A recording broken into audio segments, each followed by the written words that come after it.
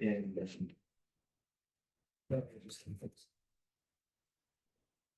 all right, so I'm going to give the next talk about photon detection. That's basically everything downstream of what just Tanner just talked about. So after we've already propagated photons to the PMTs, what happens after that?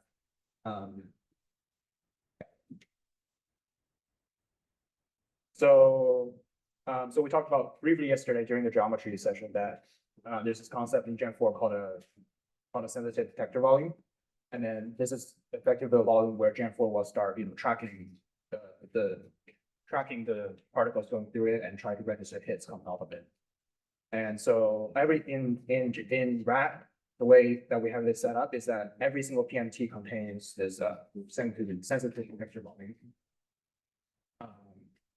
And yeah, so for the PMTs, that the way that the photons are propagated in these volumes are through this PMT optical model called GLG4 PMT optical model. There's a very I will brief this. This is a very complex optical model, and it's if you read through it, you'll see that it's very dense because it handles a lot of things. I'm listing a couple of things here.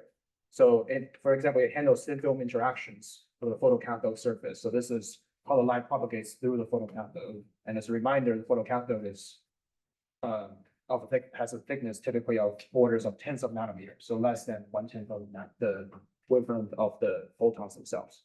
So the optics here is quite complicated.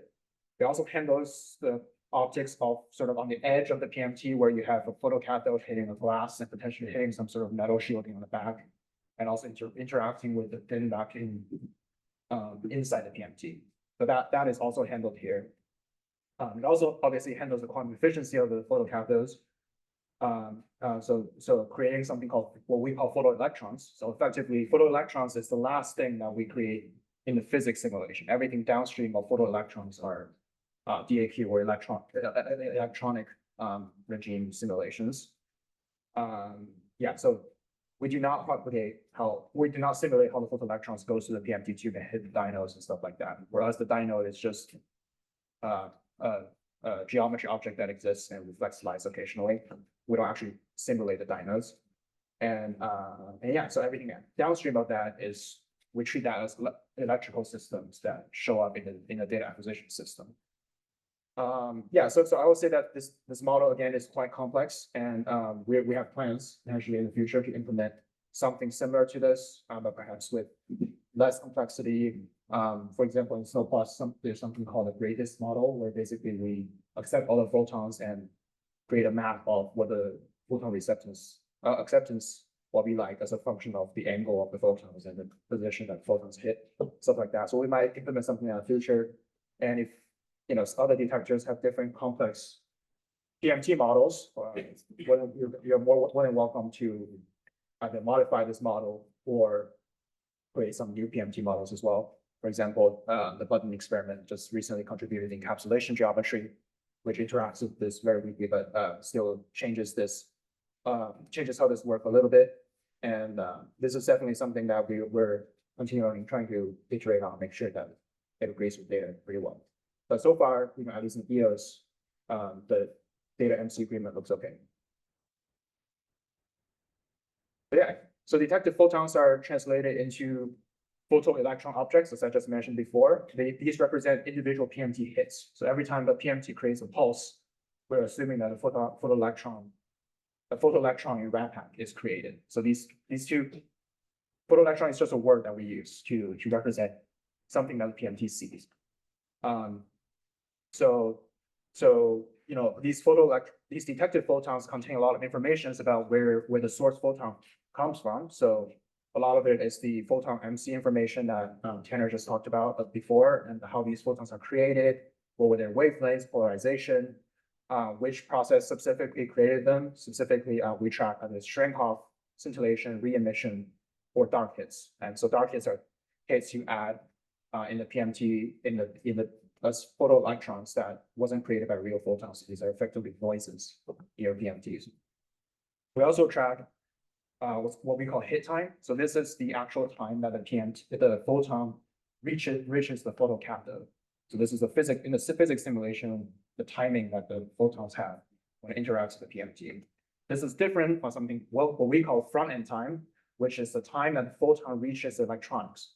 So these are typically off by the transit time of the tube. So for those of you who are familiar with how PMTs work, there's a time delay between when the photon hits the PMT versus when the PMT actually emits the electrical signal. And that actually has some jitter to it, typically called the transit time spread.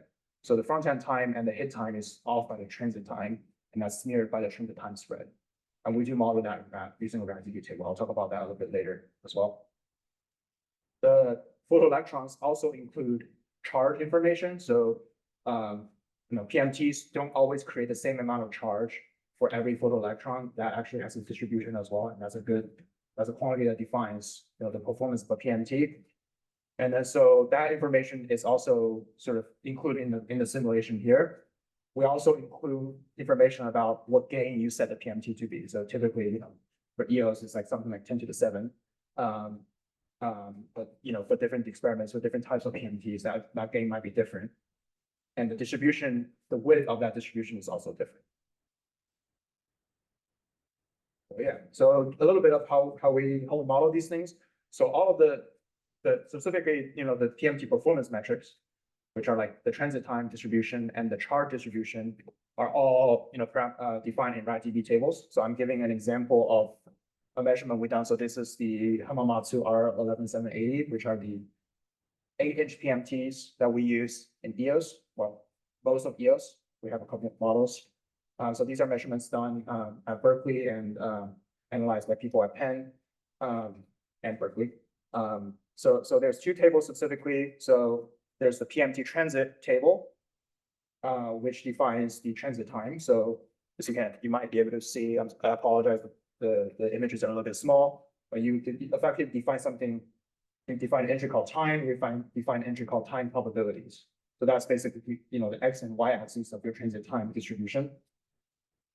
And yeah, you give it, RAT will automatically renormalize these, so that it integrates to one.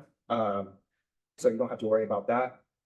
And yeah, and you can model the cable delays here, but typically, at least in EOS, we have another metric that allows you to adjust the cable delay. This is because this cable delay here is defined per PMT type. So this is not defined per channel. And real detector, typically the cable delay is different for every single PMT because the PMTs are at different places in the detector, and they don't always have the same amount of cable coming off of it. So that might be slightly different. So you might want something of a per channel cable delay that's controlled in the channel status class we talked about yesterday. So that's the PMT transit table. There's also the PMT charge table, which is very similar to the PMT transit table, but it controls the charge instead of the transit time spread. So similarly, you give an X and Y axis of that distribution, that's charge and charge probability. And so you can see in the bottom image there that this is what we have for the 11780 as well. I will say that one of the cool things about ratpac-two right now is that we have a lot of these measured values for a lot of different types of PMTs. We have tried our best to provide documentation for where these values come from.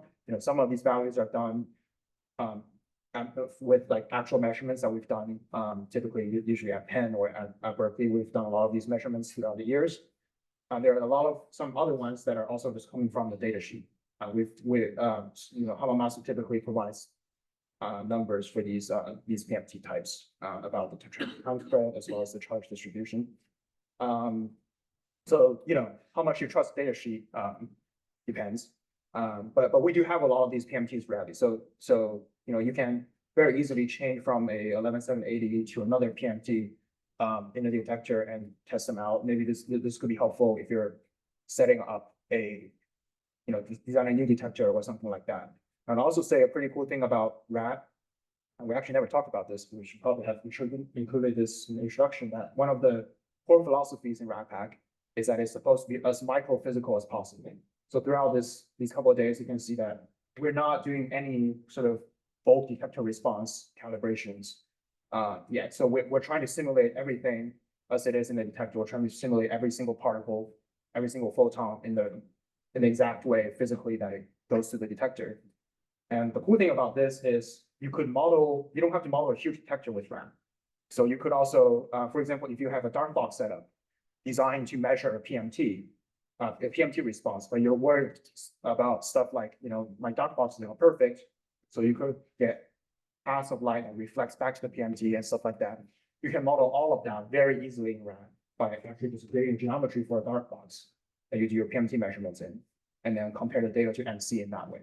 So that's one of the cool things you could do. So we're in the process of doing this at Penn, just modeling the dark box that we have for these PMT measurements at Penn. So we can physically place a PMT in our dark box simulation, compare the data with MC. So that is also pretty cool. So this is just more of an example of these 11780s. I'm just using this as an example. So I'm just plotting these arrays that I just described on the right in a simple Python script. You can see this is a pretty good tube. I mean, we're not going to talk about specifically how the performance of these tubes, but they have like 300 picosecond or something like that transit time spreads, and then the peak to valley of the charge model is pretty good as well. So you can see that this is basically the curves you put in to model a PMT.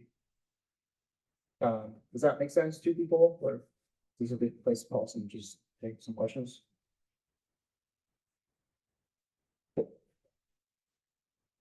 Right. So downstream of that, so that's the PMT simulation. And downstream of the PMT simulation, there's sort of two primary pathways that we can simulate the DAQ. So, every detector has a slightly different DAQ system, and the data is sort of recorded in different ways. And then so we have some more details that describes how the DAQ entirely works, including the trigger and stuff like that in the next session. But primarily how we sort of categorize the result, how to record these photoelectrons from the PMTs. There's two ways that we can do this in RAM, which describes sort of two sort of DAQ philosophies.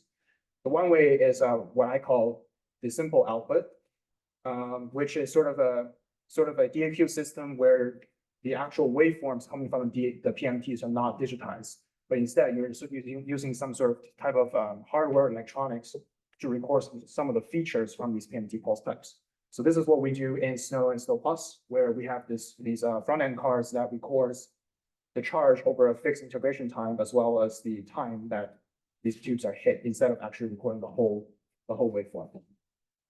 So these are sort of stored in these separate DS object called DS PMTs, and these PMTs can store stuff like hit time integrated charges, and they do not actually simulate the explicit waveforms that comes off of these PMTs. So that is sort of the difference between this and the other way I'm going to describe it. Next, the next one is sort of it's the digitized output. So this is the type of DAQ system where a detector actually uses some sort of digitizer to record the explicit waveform from the PMTs. And so in this sort of way, we actually don't store things in these PMT objects. We store these in digitizer objects, so ds.digits. So for these ones, we actually explicitly generate the waveform sample by sample. And then you're allowed to run something called waveform analysis, which Tanner will talk about in the next session a bit more in detail, off of these explicit waveforms. And then you're allowed to, and so the digitizer actually simulates a lot of some of the digitization artifacts that comes from the digitizer. Specifically, most important, the sampling rate. You could have different digitizers with different sampling rates, which will give you different types of waveforms, and that could be important for your waveform analysis. Yeah, and then just some details about the pulse shape generation specifically. So this is how we generate the waveforms of the PMTs. So every single PMT or photoelectron that's registered on a PMT will create a pulse of various height and width and time, depending on all the stuff we talked about before, including the charge, including the transit time spread, including any calibrations you have to these tubes based on the channel status. So that includes stuff like gain, cable delay, things like that. And then so we have various pulse shapes that's supported in our PMT waveform generator, and these are defined in the PMT pulse.ratdb table. So there's different models you can use to generate what a pulse in the PMT waveform looks like.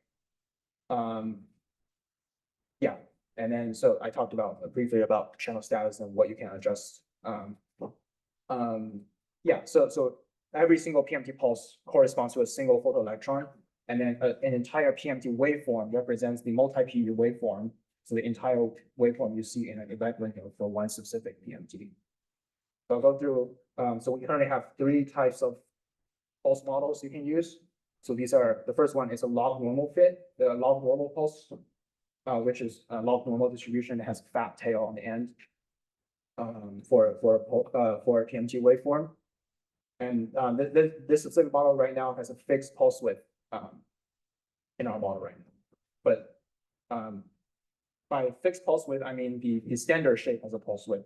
There's calibration parameters you can use to just explicitly stretch the waveform out if you want to.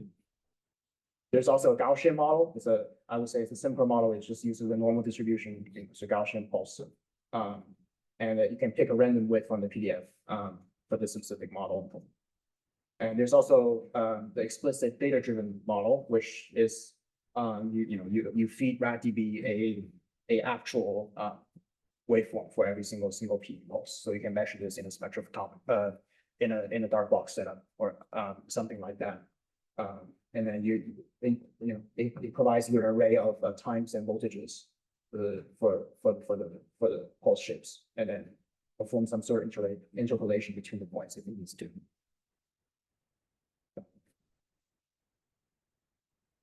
Yeah, and then so the digitizer can also be configured in several ways. These settings are defined in digitizer.ratdb, and in, I guess, the examples that we provide, these are very yield-centric, but these are the two types of digitizers that we have from Kane. They're mostly different in the way that they have different sampling rates, the way that we model them. So the 1730 has a sampling rate of, I believe, 500 megahertz, and the 1742, I believe, it's 5 gigahertz. Customizable, customizable, yeah.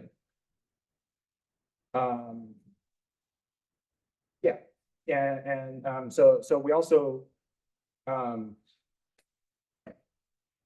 so we also provide some of the simulations for the trigger. So again, I think Tanner will talk about this a little bit more in the next slide, in the next talk perhaps. And we have these different types of triggers. So as we talked about yesterday, the MC events, the actual physics events, are completely decoupled from the detector events we see.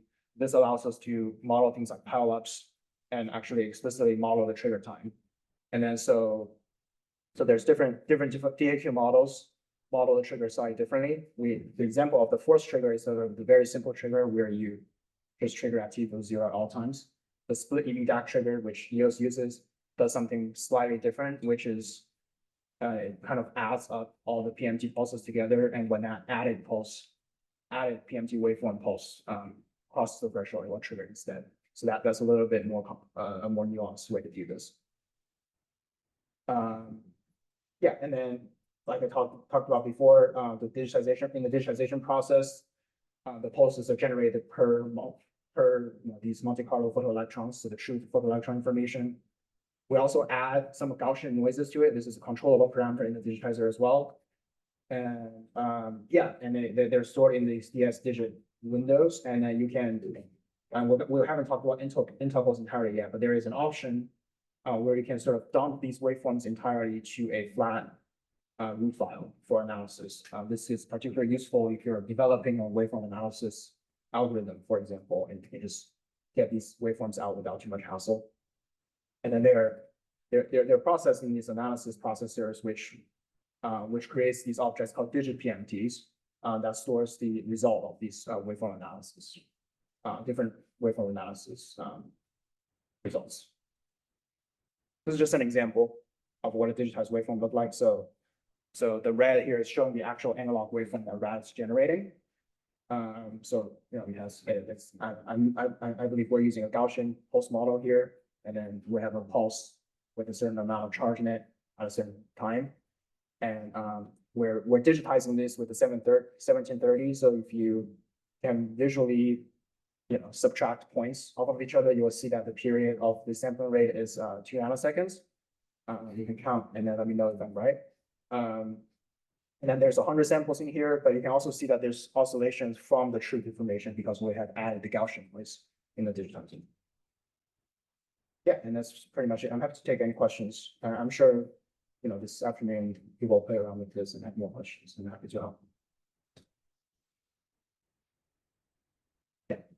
Is there an example macro where I can look at this full chain? Is that something? Yeah, so actually every single macro in RAP all does this. Okay. If you don't run this, actually, I think in RAP, the default is running the PMT, the simple PMT model that I described earlier.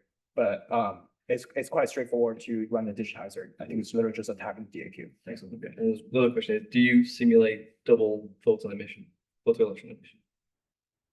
So that's like after pulsing or late pulsing? I think that like a photo, like 2 photoelectrons, if you have a high enough photon, it can produce 2 a double photoelectron. Is that simulated in RAP? By a high photon, do you mean photon with like an energy, like a high photon energy? I think if it reaches the photocathode, an ultraviolet? yeah, like a VUV or something. I don't think we explicitly simulate that. I'm actually not aware that that is an effect. Oh, okay. But we definitely do simulate the situation where you have a really high intensity beam and more than one photon registers hits in the PMT. That we call these multi-P events. So you see basically in these waveform, you have 2 pulses. If the PMT simulation tells you that 2 PMTs created photoelectrons. If that's I'm not sure if that's the same thing as where you are. No, I think 1 photon could create 2. Well, that's very interesting. I'd love to learn more about that. Actually, Yeah, I'll show you a bit. No, it wouldn't be allowed in ratpac currently. Okay. It would be a feature that could be added. Yeah, I was just curious now. To answer your first question, there is no really good example macro that walks through everything. I think that's something that we should put together. It's fun to play with. The processors and I'm going to talk about it in more detail. Yeah. And show an example at the end of my talk. But it doesn't exist in ratpac in the examples folder, and that should have something like that. but there will be a discussion tomorrow about this when I talk about how we set this up in use, because this is the workflow we use. That's great. Yeah. That's really fun. Yeah.